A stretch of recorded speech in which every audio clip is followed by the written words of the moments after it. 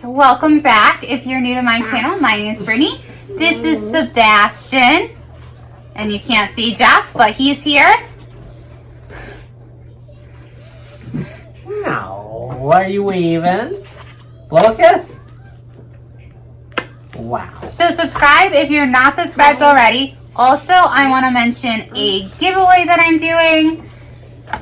So it ends April 1st, and all you have to do is to enter to receive a mystery box filled with stuff from brands that I work with, along with a couple other things. All you have to do is like this video, hit the subscribe button, comment on my last video what your favorite mythological creature is, and then you're entered. So today we're going to be talking about the Namazu.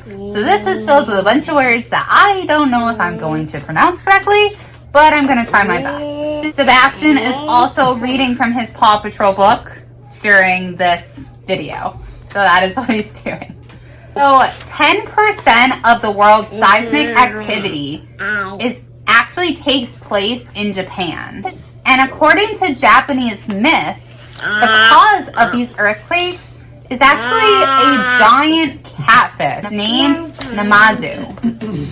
Now, he is considered one of the yokai creatures of mythology that cause disaster and misfortune. Namazu is said to exist in the subterranean realm, was associated with rectification of an unjust social order that was the result of a government that had fallen out of alignment with the moral principles governing the universe. So that only the god Kashima can immobilize Namazu. And with the help of a heavy capstone, he pushes the fish against the foundations of the earth. So sometimes he gets tired or distracted, like most of us do.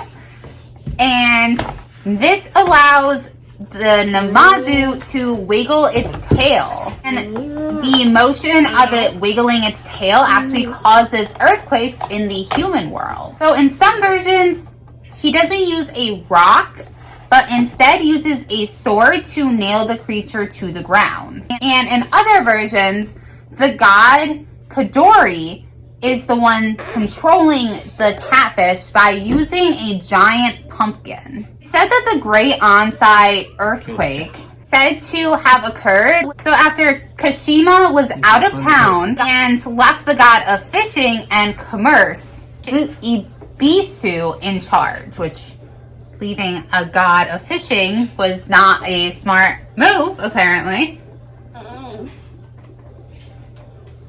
Nothing. It doesn't sound like it. I was waiting to get stuff, yeah. So Ibisu fell asleep, and the catfish was able to thrash its fins freely against the underside of the landmass, which caused terrible earthquakes. Depictions of Namazu are known since the 15th century. However, Namazu wasn't linked to earthquakes and destruction until the 18th century. So between 1603 and 1868, which was known as the Tokugawa period, the giant catfish was a river deity that was associated with floods and heavy rainfall. He acts as a premonition for danger, warning people of a catastrophe that nothing can stop. He's also said to swallow dangerous water dragons, prevents further disasters. The dragon is one of the most famous and powerful symbols out of all of the Chinese symbols, and was thought to be the reason for many earthly disasters, including earthquakes. Before the Namazu was associated with earthquakes, the dragon actually was. So now it's a few days later. Sebastian was a little bit cranky, so I had to stop filming, and he's still not the happiest, so we'll see how this time goes. So there was another earthquake god, and his name was Nei no Kami, and he appeared around the 7th century CE.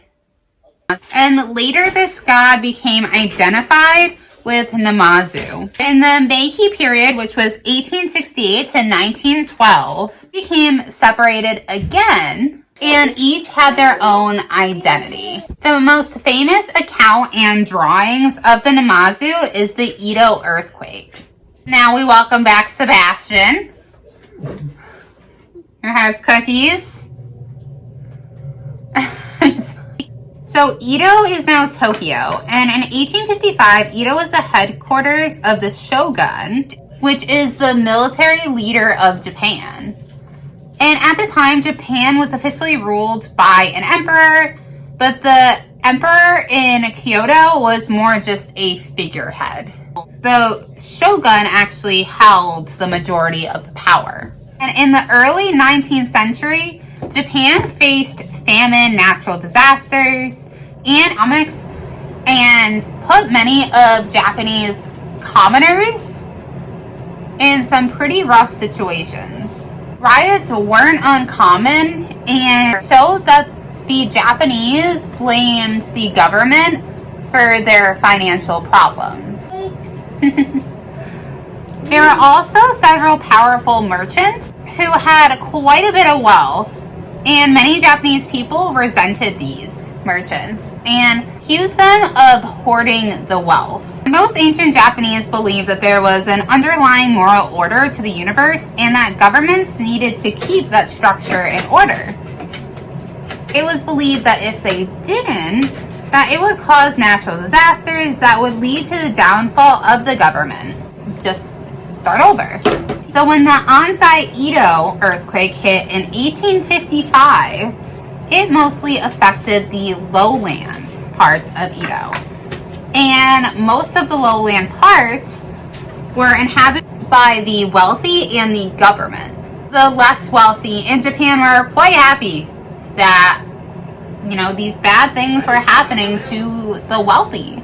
They thought it was just. This earthquake had a magnitude of 7.0 and it claimed 7,000 lives.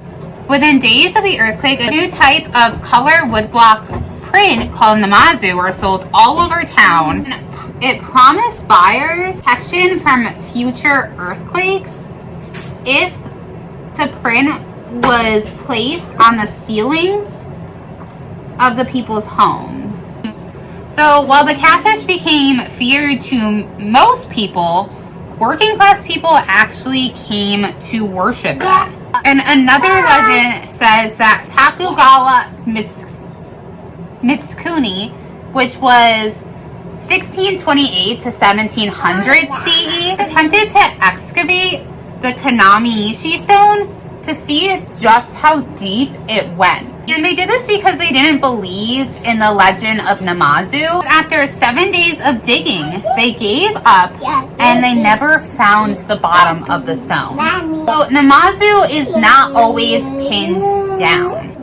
When Taki Mikazuki no Mikado has to attend the annual conference of all the gods at Izumo, it allows it to squirm a little bit more than usual and cause an earthquake or two by thrashing its tail. The idea spread of placing stones similar to the Kami-ishi at shrines to try to prevent or minimize earthquake. The catfish actually represented the renewal of the world known as Yo-Naoshi.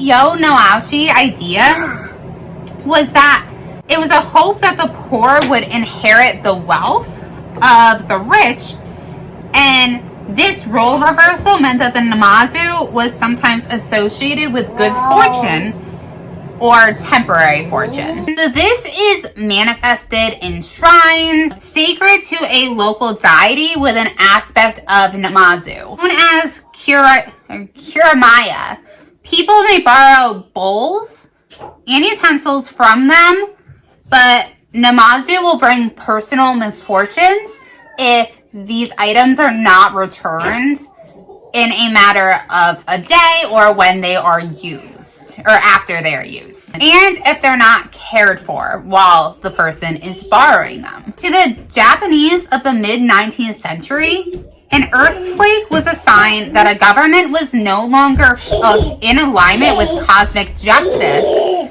and was thus unfit to govern. So the cosmos are working to remove it and restore moral order. So all in all, it kind of seems like Namazu was seen as something that was good, even though he created something so horrible. That his intentions were more so to restore natural order because something wasn't working. Let me know what you guys think about Namazu, the giant catfish that creates earthquakes, down below. Definitely.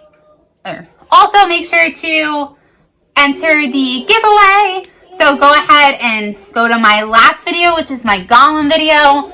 Like it, subscribe, and comment your favorite mythological creature down below, and you will be entered. So again, go to my golem video, comment down under that video what your favorite mythological creature is, and you will be entered for the mystery box. Until next time, like this video, subscribe, and I love you guys. Bye.